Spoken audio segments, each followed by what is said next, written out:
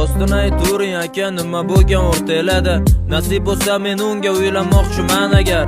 Yashirmay aytsiz barin sir bo'lib o'rtada qolardim. Men u haqda hamma narsani bilay imkon qadar. Rostini aytsam men senga nima deyishga hayronman. Nimayam derdim baxtli bu omad senga bratishka. Ishon sen gaplash uka, chunki men ham bir gumonman. Rosti hayronman hozir u haqda nima deyishga.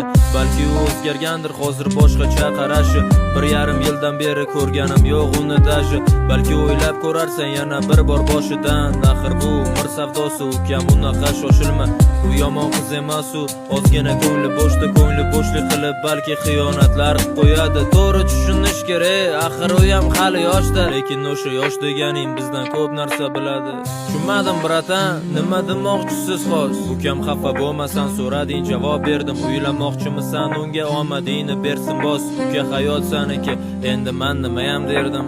Men uni sevaman bro, o'zingiz tushunsangiz kerak. Kechirimli bo'lish kerak, axir chunki biz erkak. Mayli ukasan so'rading, men prosta berdim javob. Lekin u qizni labidan hech qachon o'pmagan, xo'p?